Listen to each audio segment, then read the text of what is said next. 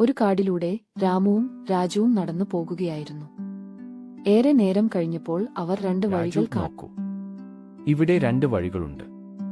അതെ, പക്ഷേ നമുക്ക് ഒരാൾക്ക് ഒരു വഴിയാണ് പോകേണ്ടത്. ഈ വഴി നോക്കൂ, എത്ര മനോഹരം! പഴങ്ങളും ചെടികളും എല്ലാം നിറഞ്ഞിരിക്കുന്നു.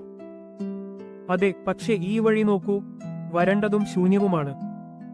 നമുക്ക് നല്ല അപ്പോൾ വഴിയിലൂടെയാണ് നമുക്കൊരു പോകണം. കളി കളിക്കാം.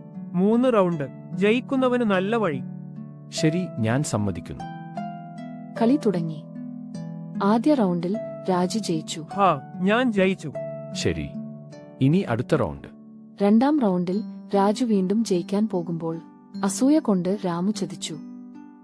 ഇല്ല, ഞാൻ തോൽക്കരുത്. ഞാൻ എന്തെങ്കിലും ചെയ്യണം. അങ്ങനെ രാമു അടുത്ത 2 റൗണ്ടുകളും ജയിച്ചു. എന്താ ഇത് രാമു, നീ ചതിക്കുകയാണോ? അല്ല, ഞാൻ ജയിച്ചു.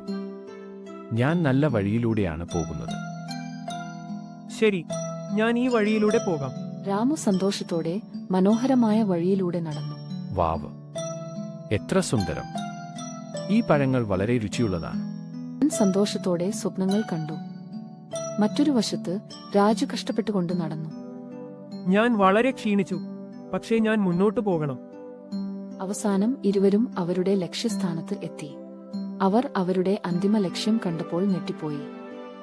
ഇത് എന്താണ്? ഇവിടെ ഒന്നുമില്ല.